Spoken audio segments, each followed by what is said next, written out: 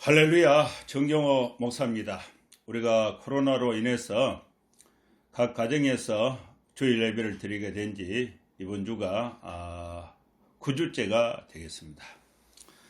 여러분 모두 평안하시고 잘 계셨습니까?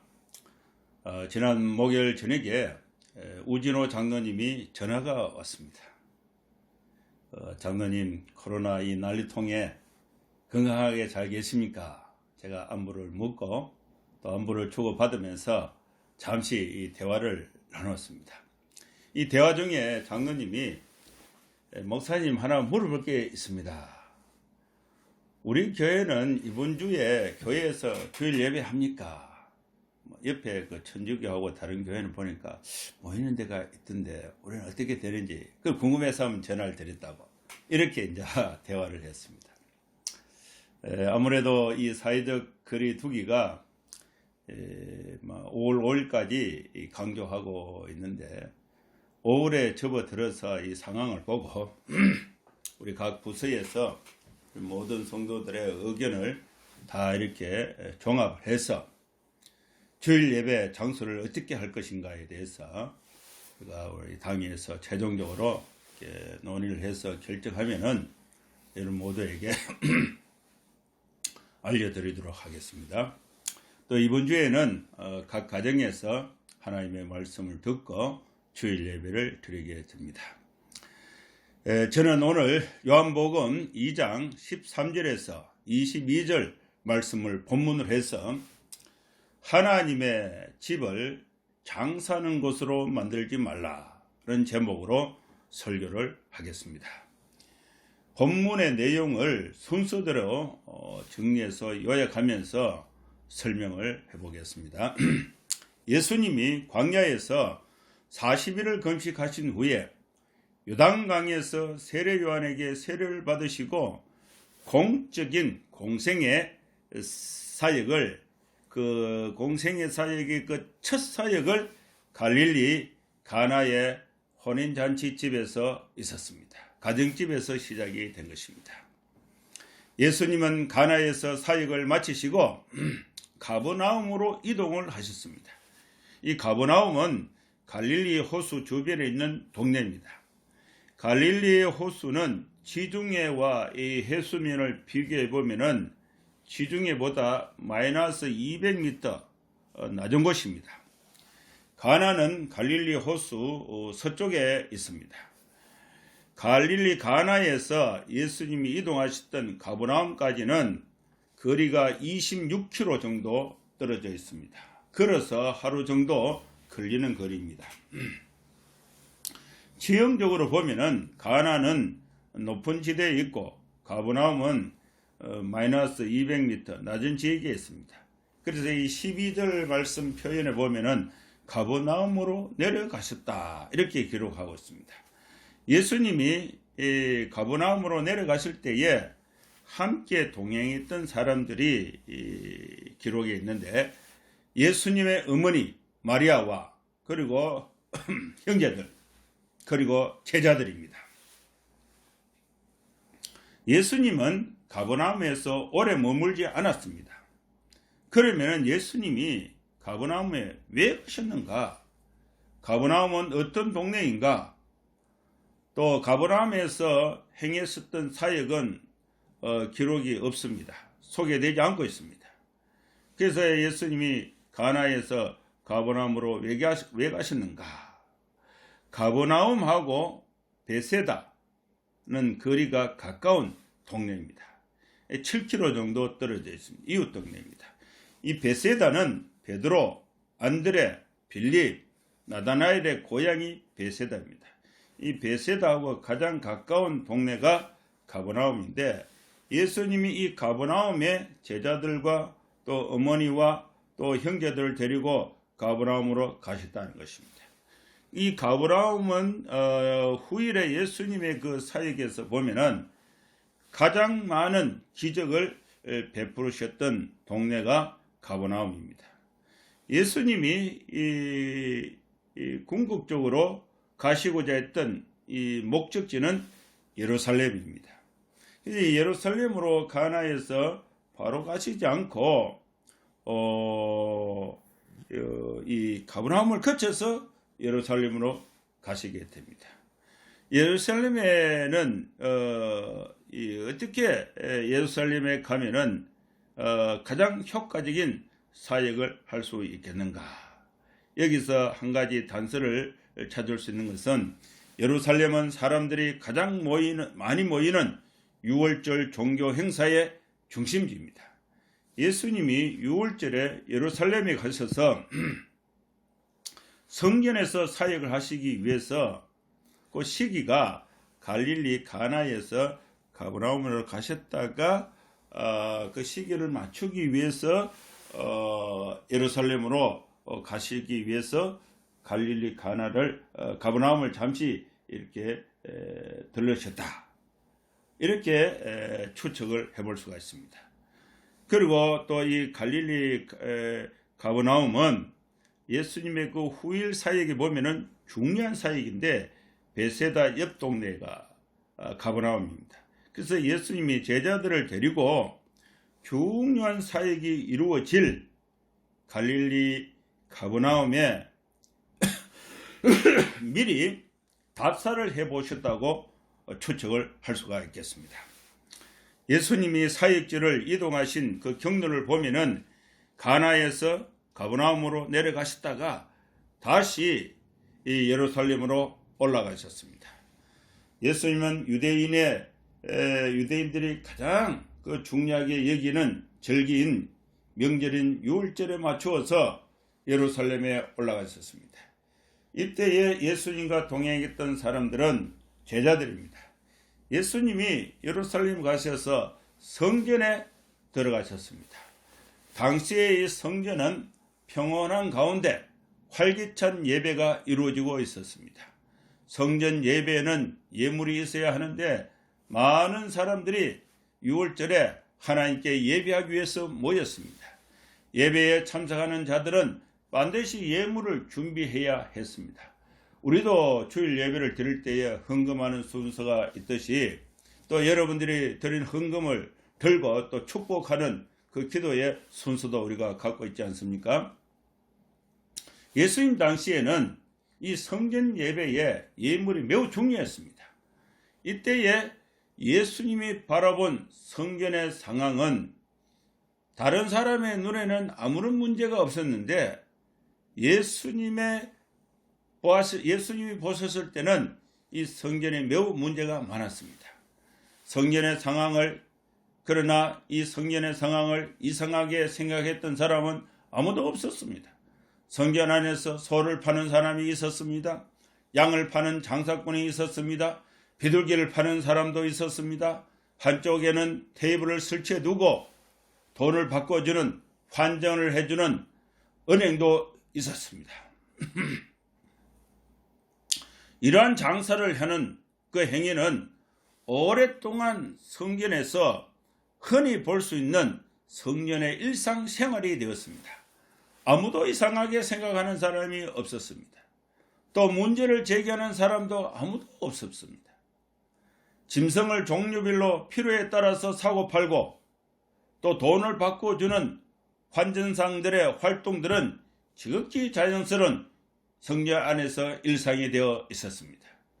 성전 안에는 유월절 예배를 위해서 예물을 준비하는 것과 또 헌금을 준비하기 위해서 활발한 이 움직임이 있었다는 것입니다.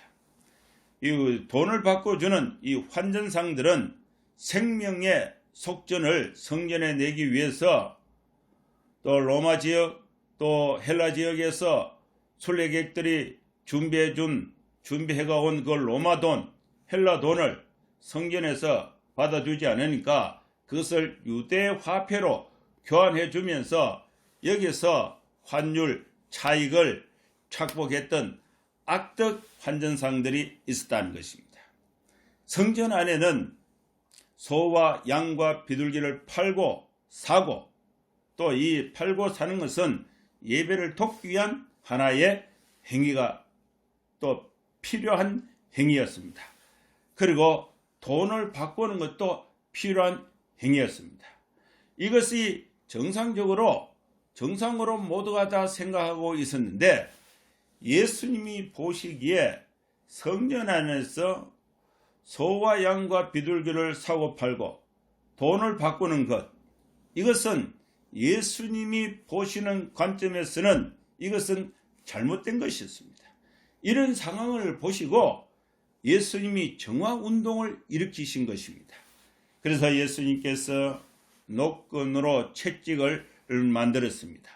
그리고 그 채찍을 가지고 양이나 소를 다 성전에서 내쫓아낸 것입니다. 그리고 돈 바꾸는 사람들의 돈을 얹어두고 있는 그 상을 엎어버릴 것입니다. 그리고 비둘기 파는 사람들에게 호통을 쳤습니다. 이것을 여기서 가져가라. 내 아버지 집으로 장사하는 집을 만들지 말라고 했습니다. 예수님께서 성전 안에서 행하신 이 모든 일들은 제자들이 현장에서 목격을 했습니다. 그리고 많은 유대인들이 목격을 했습니다. 그리고 이 목격한 이후에 제자들의 반응이 있었고 또 유대인들의 반응이 있었습니다. 제자들의 반응은 구약성경 시편 69편 9절 말씀을 기억하고 예수님의 그 성전 정화 사건의 의미를 올바르게 이해하게 되었습니다. 시편 69편 9절 말씀에는 주의 집을 위하는 열성이 나를 삼키고 주를 비방하는 비방이 내게 미쳤나이다. 이렇게 기록이 되어 있습니다. 이 말씀을 기준으로 해서 당시의 성전에서 짐승을 팔고 사는 또 돈을 바꾸는 것, 이런 것을 해석을 할 수 있었다는 것입니다. 성전에서 하나님께서 예배를 준비하기 위해서 준비하는 제물들을 하나님을 경배하는 것이 아니라 그것을 비방하는 것이, 하나님을 비방하는 것이 되었다는 것입니다. 성전의 속전을 내기 위해서 돈을 바꾸는 것은 하나님을 경배하는 것이 아니라 하나님의 이름을 비방하는 것이 되었다는 것입니다. 예수님의 그 성전 정화 사건은 마태복음 21장에도 기록이 되어 있습니다. 마태복음 21장 12절에서 13절 말씀에 예수께서 성전에 들어가사 성전 안에서 매매하는 모든 사람들을 내쫓으시며 돈 바꾸는 사람들의 상과 비둘기 파는 사람들의 의자를 둘러 엎으시고 그들에게 이르시되 기록된 바 내 집은 기도하는 집이라 일컬음을 받으리라 하였거늘 너희는 강도의 소굴로 만들었도다. 성전은 기도하는 하나님의 집입니다. 성전에 만민이 와서 기도해야 하는 집, 또 만민을 위해서 기도하는 집, 만민에 의해서 기도하는 집으로 관리되어야 하는 곳, 그것이 바로 성전인 것입니다. 그런데 성전은 이 당시의 성전은 특정한 몇 그룹의 이 사람들이 독차지해서 하나님의 이름으로 자신들이 룰을 정해서 장사를 해서 이익을 챙기는 수단으로 활용하고 있었다는 것입니다. 그런데 예수님은 성전을 관리하고 성전 예배를 주관했던 당시의 책임자들을 향해서 강도의 소굴로 만들었다고 책망을 한 것입니다. 마태복음에는 기도하는 집으로 예수님이 설명했는데 이 성전은 바로 기도하는 집인데 이 성전 맡은 자들은 강도의 소굴로 만들었다는 것입니다. 여러분, 강도는 무엇입니까? 강도에 대한 사전적 설명이 있습니다. 강도는 폭행, 협박으로 타인의 재물을 강취하거나 기타 재산상의 이익을 취득하거나 제3자로 하여금 이를 취득하게 하는 것을 말한다. 이것이 강도라는 뜻이에요. 성경에도 강도에 대한 설명이 있습니다. 폭력 또는 협박으로 남의 재물을 빼앗는 행위나 그런 일을 하는 자, 도둑, 율법은 이런 죄악을 엄히 금했습니다. 그럼에도 이스라엘 사회에서는 이런 사례들이 빈번하게 일어났습니다. 한편 성경은 국가 권력에 의한 횡포나 압제도 강도 행위로 규정하고 있습니다. 종교적 의무에 성실하지 못한 경우 역시 강도 행위로 규정하고 있습니다. 뿐만 아니라 또 신약시대 및 또 로마 정부 체제에 반대해서 무장 독립운동에 가담한 열심당원들 역시 강도요 폭도로 취급된 바가 있습니다. 그런데 성전이 강도의 소굴이 되었다는 것입니다. 이 말씀은 성전에 하나님이 계시지 않고 강도들이 모여서 폭력, 협박으로 남의 물건을 빼앗는 행위, 이것이 바로 강도라는 것입니다.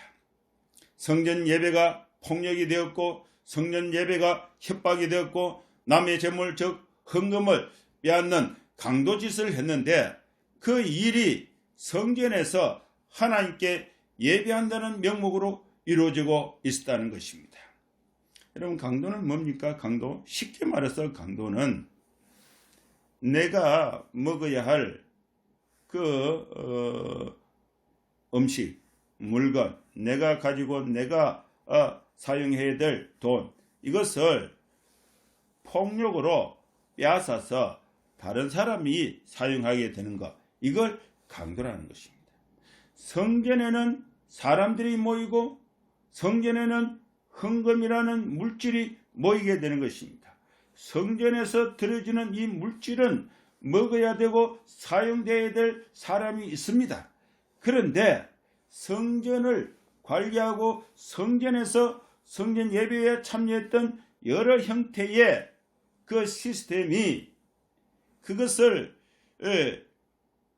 원래 사용해야 할 곳에 사용하지 않고 그것을 그 힘을 가지고 빼앗아서 다르게 사용이 되었다.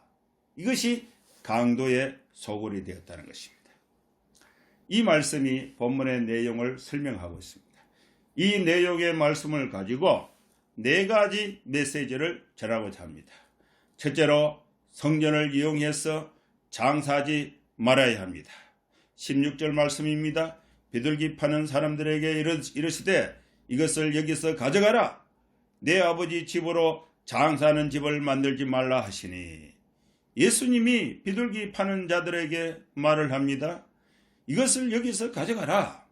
성전은 내 아버지의 집입니다. 그런데 거기에서 장사를 했다는 것입니다. 저는 한 달에 한 번꼴로 경주에 아버지 집에 이렇게 가곤 합니다. 제가 그 경주 집에 갈 때는 상추, 김치, 나물, 고추장, 마늘, 된장, 고춧가루, 이런 것은 아버지 생활에 가장 필요한 것이지만은 이런 것을 한 번도 가지고 가본 일이 없습니다. 왜냐하면은 이런 것은 우리 아버지 집에 많이 있어요. 그 밭에 가서 농사를 지어 가지고 많이 있어요. 오히려 제가 아버지 집에 경주에 갈 때는 집에서 플라스틱 빈통 이런 걸 많이 들고 가서 거기 가서 아버지 집에 가서 거기 담아서 집으로, 대구 집으로 가지고 옵니다. 여러분, 하나님 아버지 집에 성전은 하나님 아버지 집인데 하나님 아버지 집에 교인들이 갈 때에 소를 몰고 짐승을 몰고 비둘기를 들고 그 다음에 동전을 바꾸어서 들고 갔다는 것입니다. 하나님 아버지 집에 드릴 것을 들고 간다고 말한 것입니다. 그런데 이것을 이용해서 실제로 장사를 해서 이윤을 챙겼다는 것입니다. 하나님 아버지 집에는 장사하는 집으로 만들면 안 된다는 것입니다. 성전은 하나님 아버지 집입니다. 여러분, 제가 경주 갈 때에 경주 집에 없는 것을 들고 가지요. 있는 것을 왜 들고 갑니까? 하나님 아버지 집에는 비둘기가 필요 없어요. 소도 필요 없습니다. 양도 필요 없습니다. 유대에서 통용되는 돈도 필요 없습니다. 왜냐하면 하늘과 땅의 모든 것이 하나님의 것이기 때문에 그렇습니다. 하나님 아버지 집에는 부족한 것이 아무것도 없어요. 모든 것이 다 하나님의 것입니다. 우리가 분명히 알아야 할 것이 있습니다. 하나님의 집인 성전에는 장사를 하면 안 되는 것입니다. 하나님의 이름으로 예배가 이루어지는 공간에서 이익을 남겨서 그 이익으로 자신의 삶을 채우는 행위는 없어져야 하는 것입니다. 바울은 디모데전서 6장 5절에서 마음이 부패하여지고 진리를 잃어버려 경건을 이익의 방도로 생각하는 자들의 다툼이 일어난다고 말씀했습니다. 여러분, 우리는 오늘날 교회를 성전의 개념으로 이해하는 경향이 있습니다. 이 말씀을 우리가 믿음으로 받아들인다면 교회에서 교회라는 경건성을 가지고 이익을 남기는 장사를 해서는 안 된다는 것입니다. 교회에서 내가 유익을 추구하는 행위는 잘못된 믿음의 표현이 되는 것입니다. 둘째로 주의 전을 열심을 다해서 사모해야 합니다. 17절 말씀입니다. 제자들이 성경 말씀에 주의 전을 사모하는 열심이 나를 삼키리라고 한 것을 기억했습니다.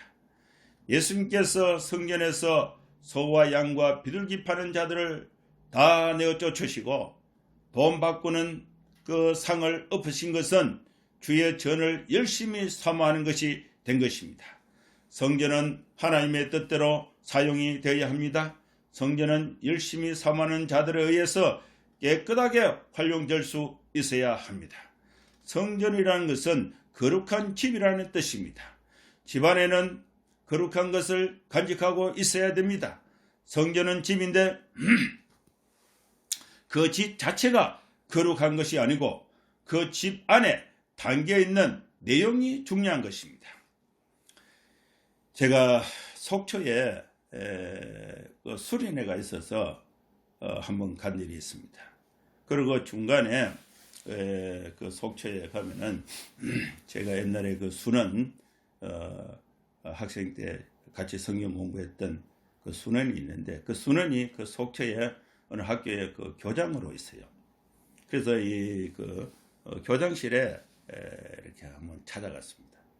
그래서 속초 시내에 가서 그 식사를 아주 좋은 식사를 하고 그 좋은 풍광이 있는데 그 구경을 이렇게 잠시 이렇게 산책으로 이렇게 나갔는데 거기에 가보니까 이승만 별장이 있고 김일성 별장이 있어요. 그 같이 있어요. 가까운 거리에 있어요. 그냥 그 보기에는 경치 좋은 곳에 지은 그 오래된 낡은 집에 불과합니다. 그런데 하나는 이승만 대통령이 쉬었다 간 곳입니다.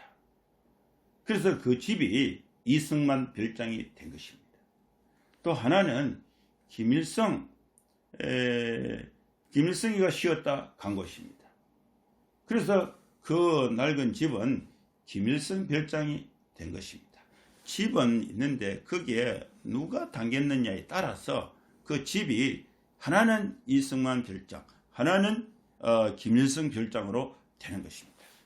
똑같은 두 개의 그릇에 하나는 밥을 담고 하나는 죽을 담으면은 하나는 밥그릇, 하나는 죽그릇이 되는 것입니다. 무엇을 담느냐가 그 그릇의 가치를 결정하는 것입니다. 성전이라는 말은 성은 거룩하다는 뜻이고 전은 집이라는 뜻입니다. 거룩한 것을 담고 있는 집이 바로 성전인 것입니다. 바울은 고린도 교인들에게 고린도전서 6장 9절 19절에서 20절 말씀에 이렇게 말씀하고 있습니다. 너희 몸은 너희가 하나님께로부터 받은 너희 가운데 계신 성령의 전인 줄을 알지 못하느냐. 너희는 너희 자신의 것이 아니라 값으로 산 것이 되었으니 그런즉 너희 몸으로 하나님께 영광을 돌리라. 예수님이 성전입니다. 예수님이 거룩하신 것입니다. 예수님을 구주로 모신 사람이 바로 성전이 되는 것입니다. 우리는 주의 전을 사모해야 합니다. 우리는 주의 전을 열심히 사모해야 합니다. 예수님을 사모하고 예수님을 구주로 믿는 성도들을 사모해야 하는 것입니다. 셋째는 성전을 허물고 손으로 지은 성전을 허물고 다시 지어야 합니다. 19절 말씀입니다. 예수께서 대답하여 이르시되 너희가 이 성전을 헐라. 내가 사흘 동안에 다시 일으키리라. 성전은 허물고 다시 지어야 합니다. 성전이 무엇입니까? 마가복음 14장 58절에 우리가 그의 말을 들으니 손으로 지은 이 성전을 내가 헐고 손으로 짓지 아니한 다른 성전을 사흘 동안에 지으리라 하더라 하되, 이런 말씀이 있습니다. 사람의 손으로 지은 건물은 성전이 아닙니다. 사람의 손으로 지은 건물을 성전으로 믿고 있다면 그 건물은 허물어야 하는 것입니다. 손으로 짓지 아니한 다른 성전을 지어야 하는 것입니다. 손으로 짓지 아니한 다른 성전이 3일 만에 다시 지은 성전이 바로 예수 그리스도가 성전인 것입니다. 예수님께서 십자가에 못 박혀 죽으시고 허물어지고 3일 만에 부활하심으로 다시 지으신 성전을 다시 지으신 것입니다. 우리는 예수님 안에서 예배가 이루어져야 합니다. 예수님 안에서 기도할 수가 있습니다. 예수님은 만민이 기도하는 집이 되었습니다. 우리는 예수님의 이름으로 죄사함을 얻고 예수님의 이름으로 마음의 평안과 가정의 행복을 찾을 수가 있습니다. 이제 우리는 허물어야 할 성전이 무엇인가를 살펴야 합니다. 여러분, 우리 인생사에 염려가 있습니까? 수고하고 무거운 염려는 장사를 해서 돈을 많이 벌여서 해결할 수 있는 것이 아닙니다. 좋은 집을 지어서 아름답게 장식한다고 해결될 수 있는 것이 아닙니다. 이러한 염려와 물질에 대한 염려, 주택에 대한 염려는 다 허물어야 합니다. 다시 지어야 할 그 성전은 어떻게 해야 하는가를 생각해야 됩니다. 예수님이 바로 성전인 것입니다. 넷째는 하나님의 말씀을 기억하고 기억한 말씀을 삶의 현장에서 믿어야 합니다. 21절과 22절에 있습니다. 그러나 예수는 성전된 자기 육체를 가리켜 말씀하신 것이라. 죽은 자 가운데서 살아나신 후에야 제자들이 이 말씀하신 것을 기억하고 성경과 예수께서 하신 말씀을 믿었더라. 예수님이 손으로 지은 이 성전을 허물라 3일 만에 다시 일으키겠다는 말씀을 말씀을 들을 그때는 알지 못했고 믿지도 못했습니다. 그러나 제자들은 그 말씀을 기억하고 있었습니다.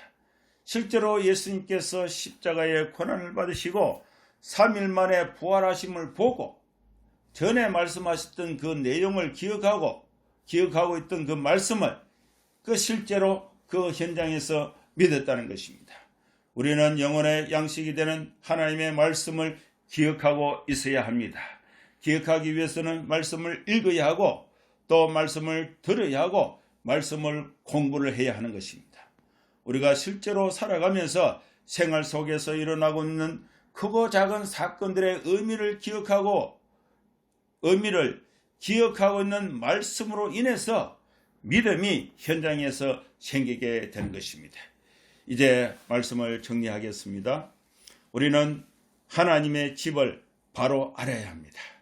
하나님의 이름으로 하나님의 집에서 장사하는 것은 옳지 않는 것입니다. 이익을 추구하는 것은 잘못된 것입니다. 하나님의 집을 강도의 소굴로 만들어서는 안 됩니다. 하나님의 집에서 모든 사람들이 사랑을 느끼고 힘을 얻고 안식을 얻고 각자의 필요가 채워지는 사역이 하나님의 집에서 일어나야 하는 것입니다. 하나님의 집에서 장사를 해서 이윤을 챙기는 것은 잘못된 것입니다. 하나님의 집에서 만민이 와서 기도하고 만민을 위해서 기도하는 곳이 하나님의 집이 되어야 하는 것입니다. 하나님의 집에서 또 좀 여유가 있는 부자 성도들은 약한 성도들에게 사랑을 베풀면서 안식을 누릴 수가 있습니다. 어려움에 있는 성도들은 하나님의 집에서 사랑을 받으면서 평안과 안식을 누릴 수가 있습니다.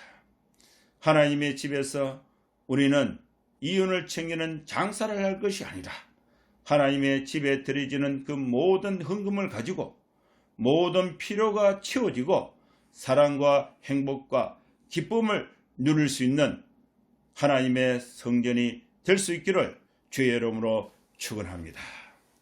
이제 한번 기도하겠습니다. 세 가지 기도입니다. 개인과 가정, 또 우리 교회와 한국교회, 또 대구와 나라와 세계를 위해서 기도하겠습니다. 거룩하신 하나님 아버지, 오늘 또 여러 형편상 우리 성도들이 각 가정에서 가정 예배로 주일 예배를 드리게 되었습니다.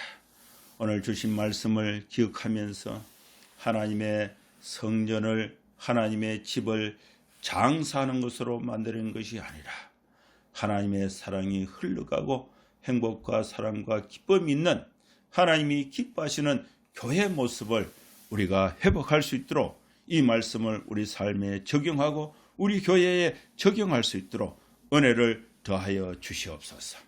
하나님 아버지, 우리 성도들 개인 가정마다 하나님의 사랑이 가득 차게 하여 주시옵소서. 모든 염려와 걱정을 주님께 맡겨버리고 마음의 평안과 또 마음의 건강과 육신의 건강을 주시어서 행복하고 보람있게 열심히 주의 영광을 위해서 살아갈 수 있는 성도들의 삶이 되게 하여 주시옵소서. 하나님 아버지, 우리 교회는 하나님이 주신 이 말씀을 가지고 하나님의 사랑을 실천하는 교회, 이익을 남기는 교회가 아니라 하나님의 사랑을 하나님의 말씀대로 교회에 힘을 모아서 실천하는 교회, 하나님의 사랑을 함께 나누는 교회, 하나님의 말씀이 시행되는 교회가 되게 하여 주시옵소서. 우리 한국의 교회가 한국 사회에서 또 이익을 추구하는 교회가 아니라 장사하는 교회가 아니라 하나님의 사랑을 이웃들에게 실천하는 교회가 되게 하여 주시옵소서. 하나님 아버지, 우리 대구를 불쌍히 여겨주시고 우리나라를 불쌍히 여겨 주시옵소서.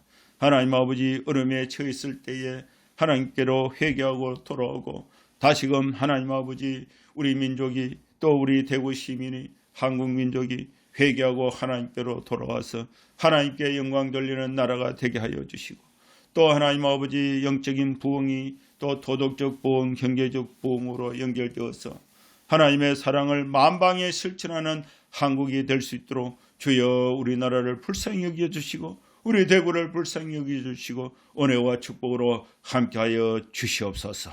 예수님의 이름으로 감사하며 기도하옵나이다. 아멘. 이제 말씀을 마쳤습니다. 여러분 한 주간도 또 말씀과 기도 가운데 또 여러분의 삶의 현장에서 성령 충만한 가운데 힘있게 또 건강하게 또 생활하시고 또 다음 주에 같이 뵙도록 하겠습니다. 감사합니다.